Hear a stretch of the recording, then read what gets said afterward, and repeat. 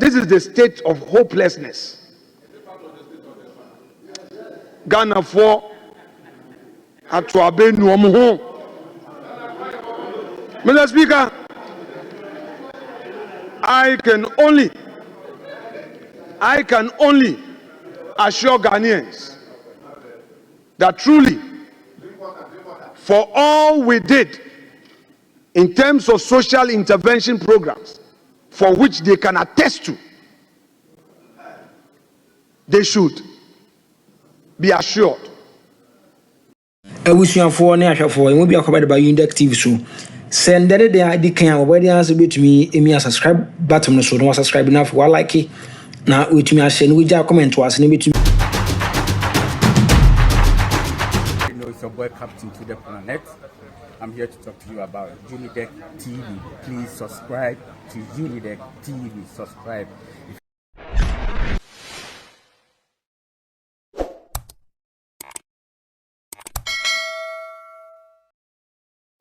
The president to be.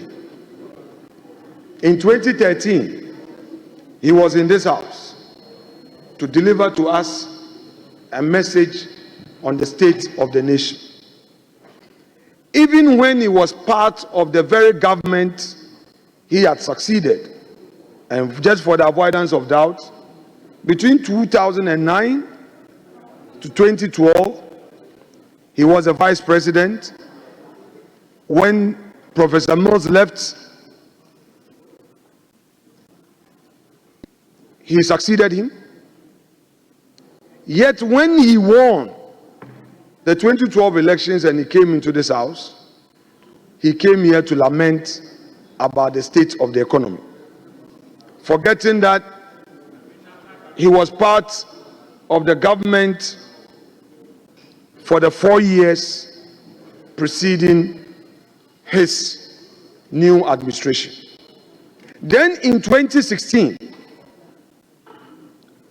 when he again came here to address this house, he repeated the same lamentation,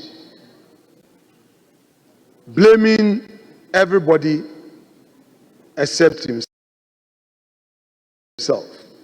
Mr. Speaker, in 2016, when we had the financial sector crisis, the president came to address this house, and he came here to apportion blames. He said the Bank of Ghana had failed in its supervisory functions. If you are the chief executive of the land, you are in charge of appointing the governor of the central bank. You are responsible for appointing the members of the board of the central bank. And people are losing their investments. All you come to parliament to say is, it is a Bank of Ghana that has failed. That is how come Prez.John Mahama could not solve the banking sector crisis in 2015-2016. Those who lost their investment through DKM and God is love, and all other microfinance companies were left to steam in their own stew. Mr. Speaker, the president was here in 2016 to tell us that if those people had chosen to go to microfinance firms and they've lost investment, the government was not going to take responsibility. The NDC members of this house should go and refer to the State of the Nation address of 2016. They will find it there. That is how bad it was. That the president was in charge of the economy, but blaming others for the failures of the economy. So we were not surprised that he came here and continued with his usual lamentation upon lamentation. And today, the member of parliament for Salaga South, a respected member of this house, continues to say that indeed they are right in lamenting. This is not new. It is your posture. That is your attitude to talk governance, to lament. But what the president failed to do was to acknowledge that the Dumso legacy was resolved when Nana Addo Dankwa Akufo-Addo took office. What the president failed to tell Ghanaians was that the banking sector crisis, which he blamed Bank of Ghana for, was resolved by the Akufo-Addo government. What the president failed to tell Ghanaians, that in spite of all the crisis, MPP managed to introduce the free SHS policy and sustain it for 8 years. In fact, the president could not single out any policy initiative that had been introduced by the MPP and implemented successfully. He was even in a hurry to claim credit for a budget he came to meet, which budget is enabling him to manage the economy. Since he came, Mr. Speaker, the very taxes that he used, he said Ghanaians were suffering from the payment of e-levy and other taxes. These are the revenues that they are using to celebrate the Independence Day. The revenues from these taxes are the ones that the government is using to fuel its cars. In fact, all expenses that are being made in this administration are as a result of revenues from the very taxes you are complaining about.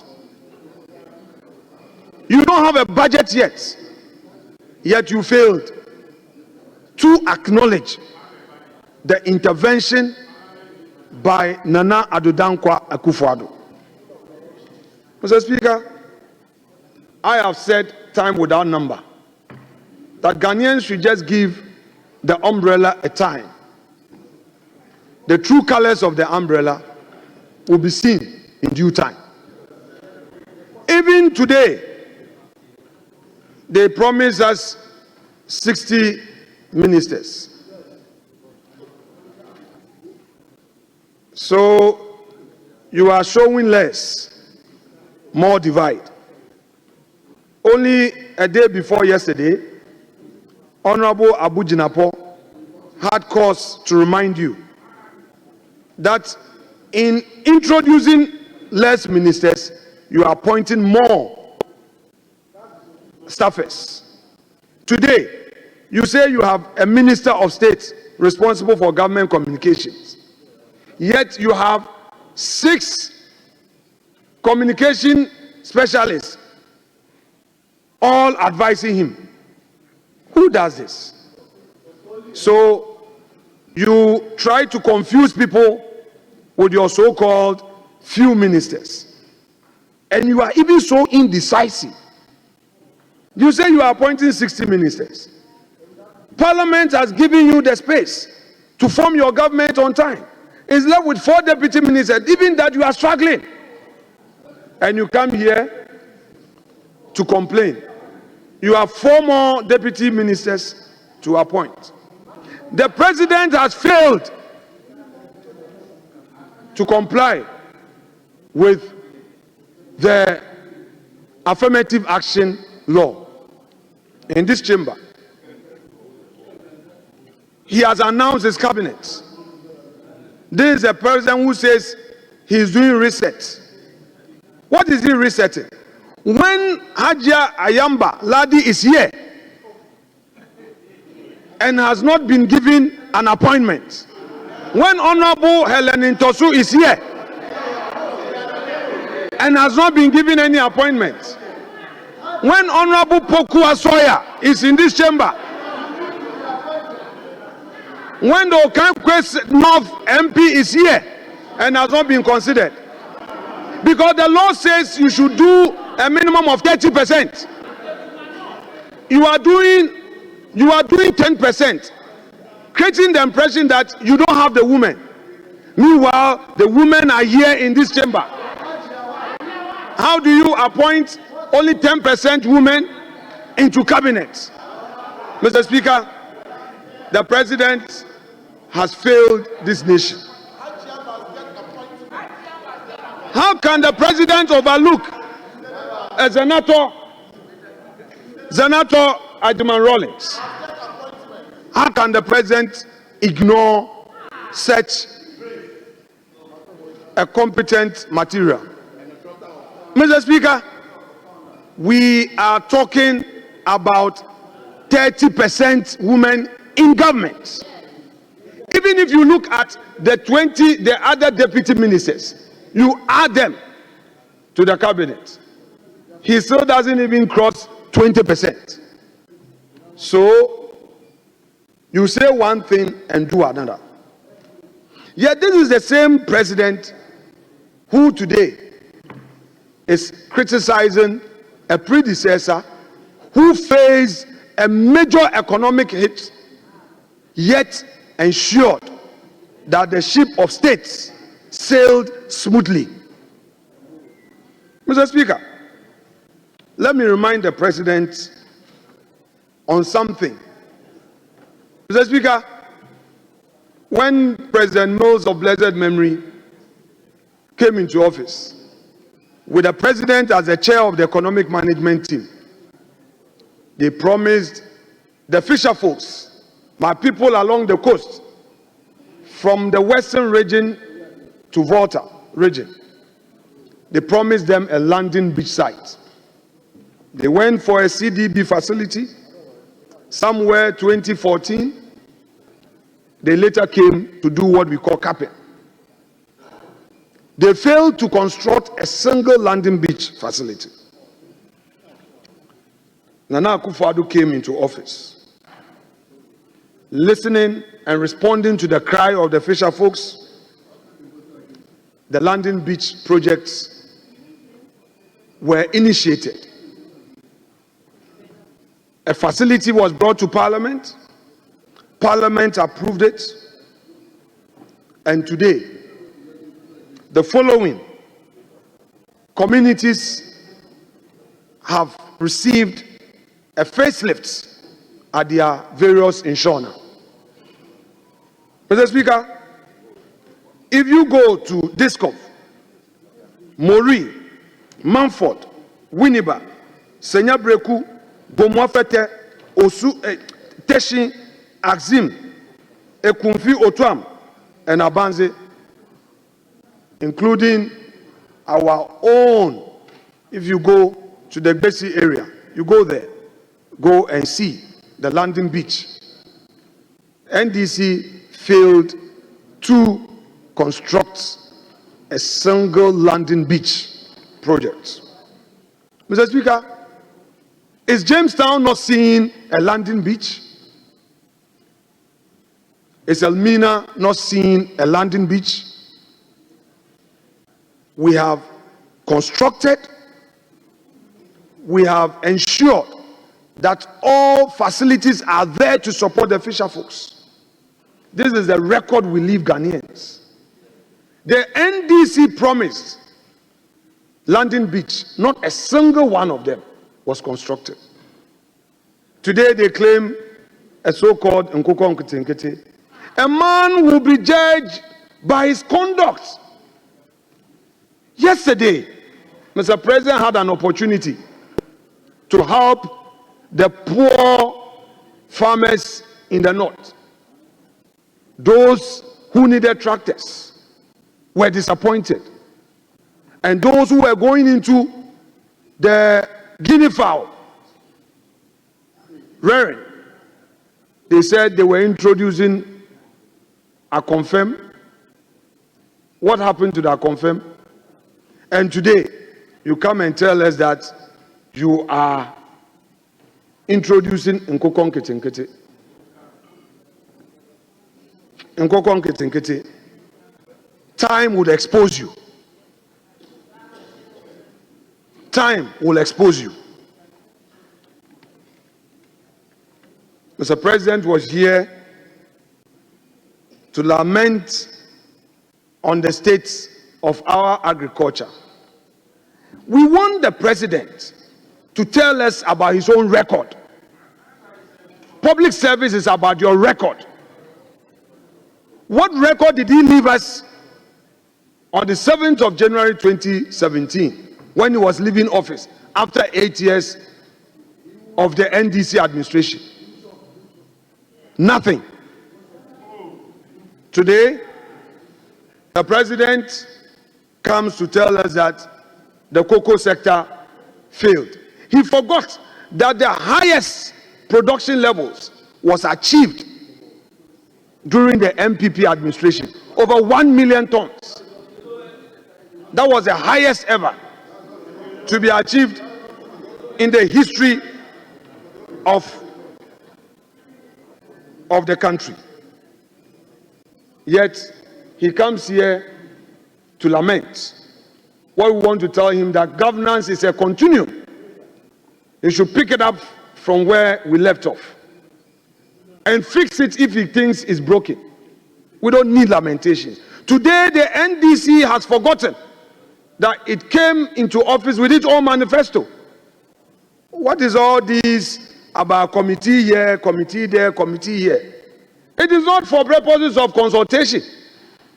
They are only doing this to disown their own initiatives because they are not sure of their initiatives. When Akufo-Addo came into office, the first thing he did was the free SHS. He implemented it without any delay. What are they waiting for? Their so-called 24-hour economy is being defined variously by many people. Some of their people have not even read it. They don't know.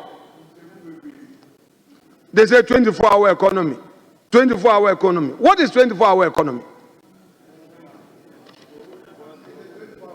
Mr. Speaker, before the president came into this house, he was aware that his own party youth had besieged the party headquarters, asking for jobs, demanding for jobs. So far, they are failing. What they are rather doing is to worsen the plight of the ordinary Ghanaian youth. What is the gain in terminating appointment of innocent Ghanaians who have been employed into various state institutions? Today, all we hear is sack them, sack them, sack them.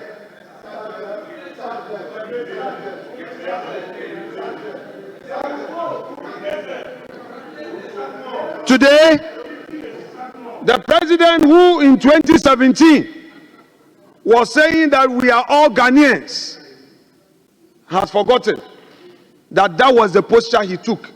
Today, he's being more partisan than being a Ghanaian. So you hear his members saying that we'll replace them with our party people. Replace them with our party people.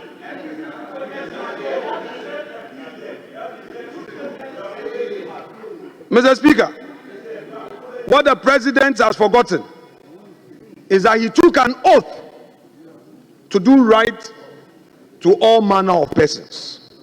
And every Ghanaian has his rights provided for under the Constitution.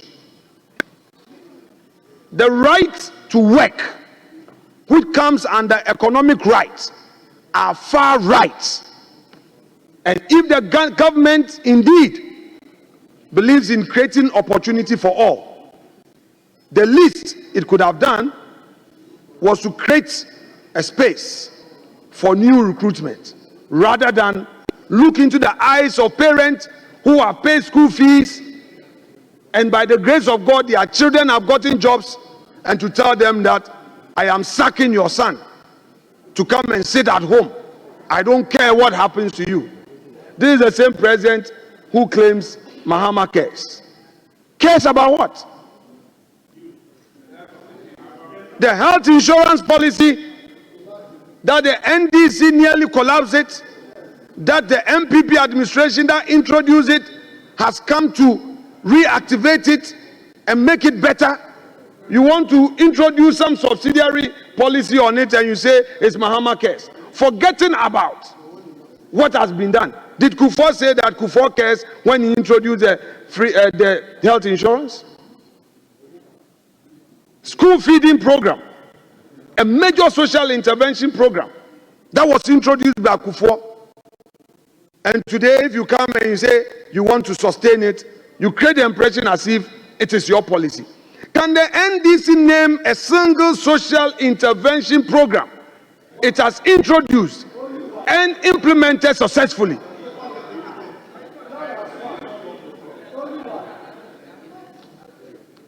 We tired of the promises, the double standards, the lamentations, and the hypocrisy.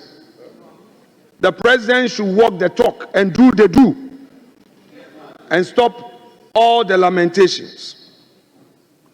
Clearly, for the 8 years of the MPP, the records have it that even when it came to support to students to study abroad, the MPP was not discriminatory. Today, it's on record that the Deputy Attorney General nominee, who has just been approved, had his scholarship to go and study PhD in the UK. The government was a government for all Ghanaians. The man was loud on the street criticizing the MPP, but the MPP did not deny him the opportunity for higher education. His fees were paid by the state, accommodation paid, living expenses paid for 4 years. That is what the state did. So it was not a period of discrimination. Mr. Speaker, the government was boasting that it had paid some coupons that matured. From which money? Has this government introduced any tax policy? So why the mischief? Why the deceit? These were monies that they had come to meet, so they should not deceive Ghanaians.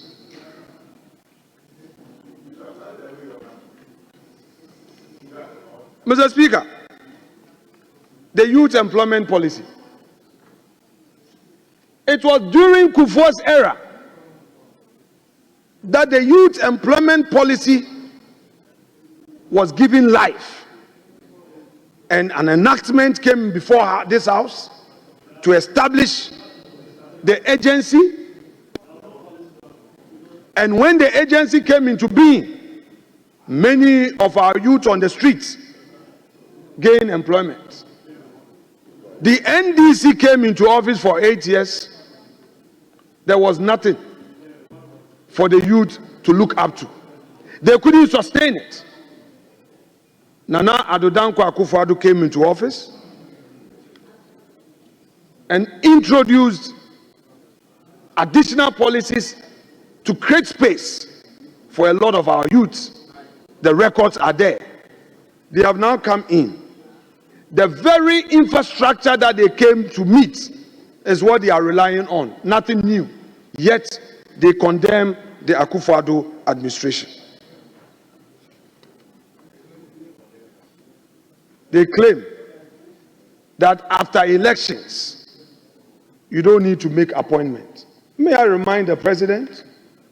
May I remind our colleague Felix Ofosu-Kwakye, who in 2016 was all over saying that a government's term ends the day it hands over to a new government. Therefore, they were right in appointing a Shraj boss. They were right in appointing an Auditor General. They were right in appointing an NCC chairperson. Have they forgotten the inconsistencies of their own principles? Will continue to haunt them. Mr. Speaker, we in the MPP believe that in the minimum we laid a solid foundation amidst all the economic turbulence, and we handed over a nation peaceful with the borders secured to the John Dramani Mahama administration. It is for them to hold on to these and make it even better. So far, Mr. Speaker, it is clear that they have nothing useful to add. It's so clear that they have nothing useful to add. All we hear these days is political persecution in the guise of political accountability. Is that what we voted for them for? When the president was here, he reduced the SONA into going into gallery, saying that some people are running away from the jurisdiction and saying all manner of things. That is not what we expected of him.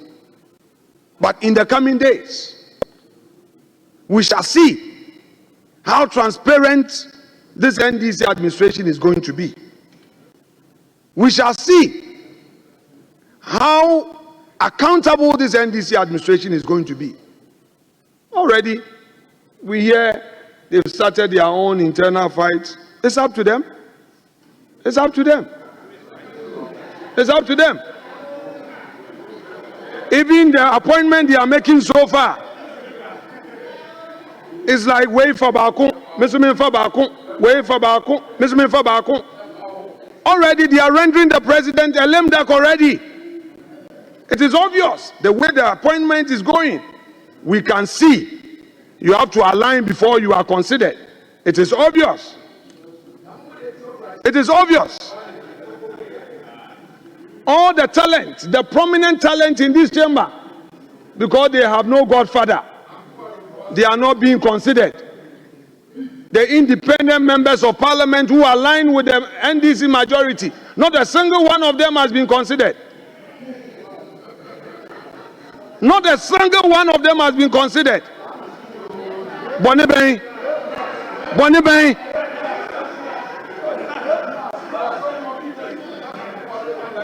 This is a true family and friends government. You must be a friend to somebody before your name will go. Why? Why? Why? Are you not all NDCs? Mr. Speaker,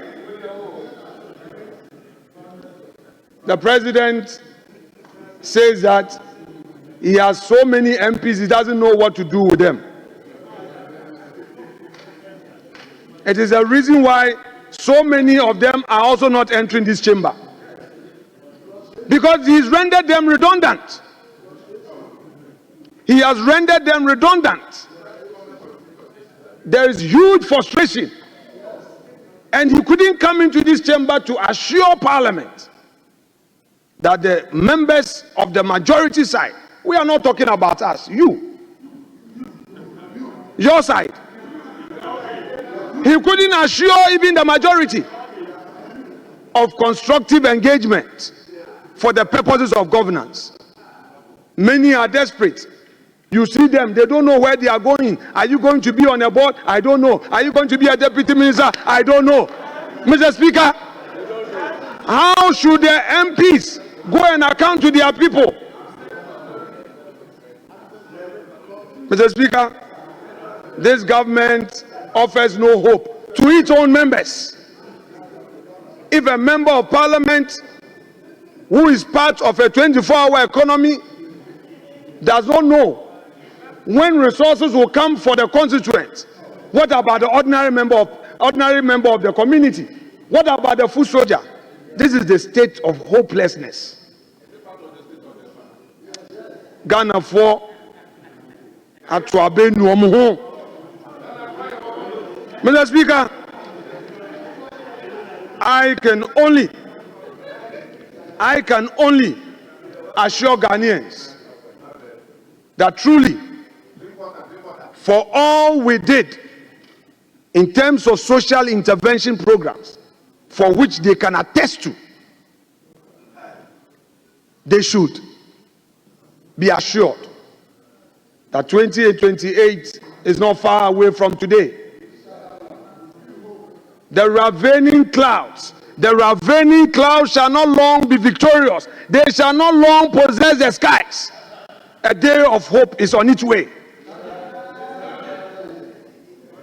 And a better government, a government that understood their plight, will come again and to resolve their challenges. Mr. Speaker, without more arrest.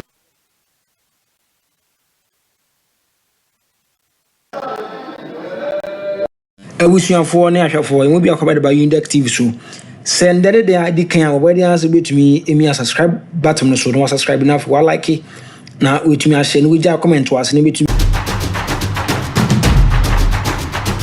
your boy Captain to the Planet. I'm here to talk to you about Unidek TV. Please subscribe to Unidek TV. Subscribe.